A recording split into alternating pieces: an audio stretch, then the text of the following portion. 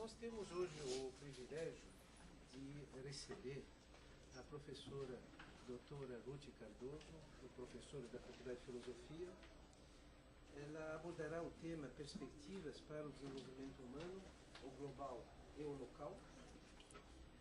Professora Ruth, ela preside a Comunitas, organização não governamental promotora de parcerias entre sociedade civil, universidades e empresas, visando otimizar os recursos empregados no combate à pobreza e à exclusão social. Eu tive o privilégio de conversar algumas vezes com a professora Ruth quando ela presidia o Conselho da Comunidade Solidária. Havia aquela casa longe do Planalto, longe de todos os palácios, mas era num prédio funcional, onde nós nos reuníamos lá e ouvíamos a experiência de vida. Nossa colega professora é doutora em antropologia, foi professora de antropologia e ciência política na nossa Faculdade de Filosofia e também pesquisadora do SEBRAP. Sem demais delongas, eu quero lhe agradecer ter concordado em vir, tanto na primeira vez, quando já estava confirmado, por motivos alheios a toda a nossa vontade. Felizmente, nesse semestre, os alunos de primeiro ano de RI poderão se beneficiar da sua reflexão e da sua experiência. Obrigada. Mas, olha, eu tive um grande prazer, já algumas outras vezes, o professor Marcovitch tem me convidado para participar deste curso, e eu acho essa experiência extremamente interessante, renovadora para a USP, e venho sempre, procuro atender com o maior prazer esse convite. Mas esta vez eu fiquei até mais satisfeita, porque o tema que me foi proposto é um tema que eu gosto de tratar e que me leva exatamente aos conhecimentos, à formação que eu tive na universidade, quando aluna, e eu vou contar um pouco para vocês disso. Eu sei que um dos objetivos desse seminário é exatamente conhecer um pouco da biografia de pessoas que tiveram uma formação específica e que depois mudaram de caminho, etc., né? Eu mudei bastante de caminho, dentro da universidade e fora da universidade, quando saí daqui de maneira até bastante inesperada. Foram essas mudanças de caminho que eu tive, né? Em primeiro lugar, eu tive que sair do Brasil em 64, logo no começo do nosso período de ditadura, e fui para o Chile. Estava começando a escrever minha tese de doutorado. Achei que seria... Primeiro porque eu achei que a gente ia passar só uns meses e estaríamos de volta, que foi uma ilusão, e achei que então seriam esses meses que eu ia ter para escrever a minha tese com muita tranquilidade. A minha tese né, porque ela existe, sobre a imigração japonesa no Brasil. Isso também é um detalhe que é bom contar. Naquele tempo, a liberdade e a autonomia dos alunos não era tão grande quanto é hoje. Não que eu esteja lamentando a que existe hoje, mas eu só quero contar para vocês que era bem diferente. Quando eu me propus e fui aceita para fazer o doutorado aliás, começou no mestrado, em antropologia, era o professor catedrático, então, era o professor Egon Schaden, uma pessoa de origem alemã, muito rigoroso, e ele, ao nos aceitar, fez uma reunião com os alunos novos e disse o seguinte: este ano, quem vier trabalhar aqui vai trabalhar ou com imigração japonesa ou com imigração alemã. Ponto final. Ninguém tinha escolha nenhuma.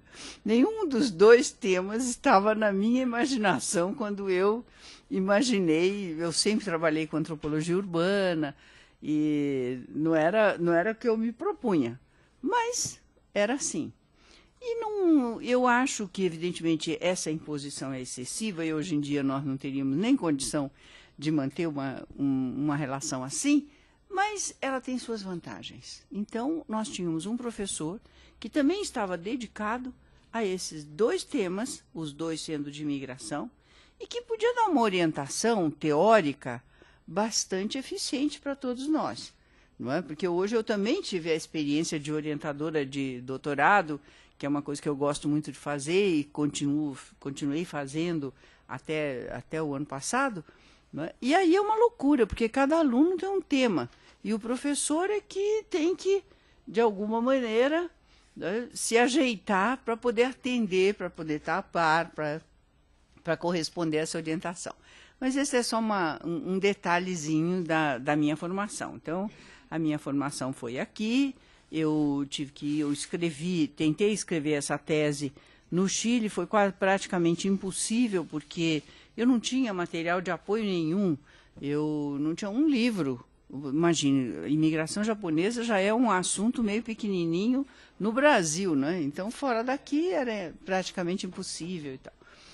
E aí eu dei aula, tive essa experiência internacional que eu acho que foi extremamente positiva para mim, né? Eu tive que me adaptar a novo discurso, tudo aquilo que aqui a gente considerava mais ou menos aceito, teoricamente, por exemplo, quando você vai para uma outra universidade com outro tipo de formação, você tem que argumentar, o que é muito bom, obriga a gente realmente a pensar sobre as coisas que a gente está escrevendo, o que a gente está estudando, né? E depois voltei para o Brasil, voltei aqui para a USP, e houve várias modificações na cadeira de antropologia, e eu então fui trabalhar no departamento, convidada pelo VFOR, que na época era o professor de ciência política, eu fui trabalhar na cadeira de ciência política. Isso tem uma razão, não é uma arbitrariedade total, porque as minhas pesquisas, os meus interesses, eu, como disse, sempre fiz antropologia urbana, e então eu, nessa época, durante todos os anos 70 e 80, quando eu voltei para o Brasil, eu fiz muita pesquisa sobre movimentos sociais, movimentos de reivindicação, movimentos urbanos. Então, realmente o meu tema era um tema bem marginal. Aliás, como tema ele era mais de ciência política, a metodologia que eu usava e uso é muito mais antropológica. Então, tinha mesmo alguma coisa que ver, né? E então fui professora de ciência política. Até que aconteceu de ter que ir para Brasília. Não foi uma escolha, foi uma contingência. E então aí a minha vida mudou bastante. Também lá eu procurei exatamente usar o conhecimento que eu tinha da universidade. Para mim foi muito importante. E isso, aliás, é uma coisa que eu defendo bastante. Tenho sempre muita dificuldade de defender com os jornalistas, com a mídia em geral. A mídia em geral tem uma grande curiosidade por esse personagem que foi uma criação da própria mídia no Brasil, que chama-se Primeira-Dama. Nós não tínhamos Primeira-Dama. Ninguém nunca ouviu falar que a dona Darcy Vargas era Primeira-Dama, ou mesmo a dona Sara Kubitschek. Nós tínhamos, sim, a esposa do presidente, a senhora do presidente, que fazia suas coisas, que tinha uma projeção, que era tudo como deveria ser, mas não existia essa ideia de primeira-dama, que é totalmente copiado dos Estados Unidos, também na Europa também não, na França se chama Madame la Présidente, não existe essa, digamos assim, esse lugar específico, né? Quer dizer, são pessoas que estão naquele momento nessa condição. É uma condição, não é um cargo, não é um lugar. Mas nos Estados Unidos, não. Nos Estados Unidos é. Nos Estados Unidos, vocês que são estudantes de relação internacional sabem muito bem como a política junta a vida privada e a vida pública de uma maneira bastante diferente da Europa ou da nossa tradição, né? Então, na verdade, a mulher do presidente é quase uma parte da candidatura, da presidência, da postura, etc. Não é? O que é uma coisa, eu acho muito desnecessário a gente começar a copiar esses modelos. Por isso, porque é uma mistura de vida privada e de vida pública que não tem que ver com a nossa tradição. Não é, nós não sentimos dessa maneira, nós não exigimos dessa maneira. Mas, enfim, isso aconteceu. Aconteceu e até no tema que eu vou tratar tem um pouco que ver com isso, com essa difusão das ideias assim. E tendo acontecido, então, aqui no Brasil, a mídia quer uma primeira-dama. E não quer só uma primeira-dama, ela quer um modelo de primeira-dama. Evidentemente, nos Estados Unidos existe sim um modelo de primeira-dama. Eu conversei com várias. Um dia eu vou escrever sobre essa situação, mas tem que deixar passar o tempo. E eu acho que nos Estados Unidos existe sim. A primeira-dama tem funções, não é? A sociedade espera dela que ela receba determinadas pessoas, as mulheres dos empresários, ou as chefes de fundação, ou as organizações em geral.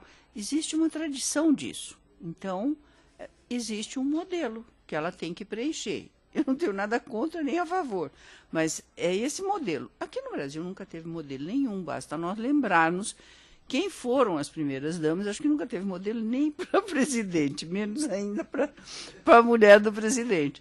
É um pouco cada um do seu jeito. O que eu acho que tem um lado muito positivo neste caso, no caso das primeiras damas. Por quê? Porque elas podem desenvolver aqueles aspectos para os quais elas estão preparadas, não é? Quer dizer, de repente, você chega a uma posição que lhe dá acessos e que permite realizar algumas coisas, não é? Então, é muito melhor que se use esses recursos para alguma coisa para que aquela senhora está preparada, quer fazer, gosta de fazer, não é? Então, não tem que ter um modelo. E assim, é muito claro isso, por exemplo, na Europa, não é? Quer dizer, as primeiras damas, a primeira dama, a mulher do Kohl, na Alemanha, ela desenvolveu, fez todo um trabalho muito interessante atendendo a pessoas que sofriam de esclerose múltipla. Porque, por alguma razão da biografia dela, ela era enfermeira, e ela tinha tido um contato com isso e tal. Então, ela fez isso. A Danielle Mitterrand continuava fazendo as coisas de sempre. Aliás, continuava também a discutir e a ter opiniões públicas diferentes do marido, que também era muito bom. Mas ela foi fazendo as ONGs dela, trabalhando na África, etc, etc. Ninguém exige um modelo, né?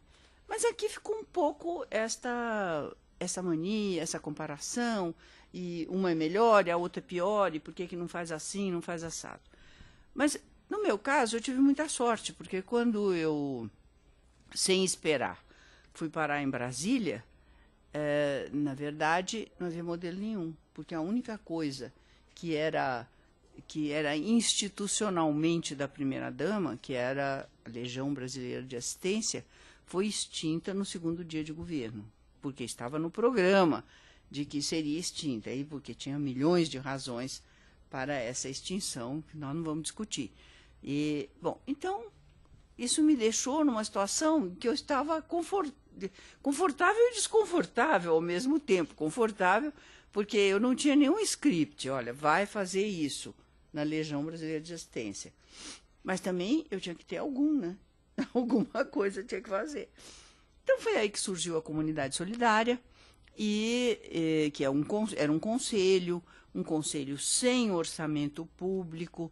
Todos os programas e o que foi feito com parcerias, também com parcerias públicas, mas com recursos privados.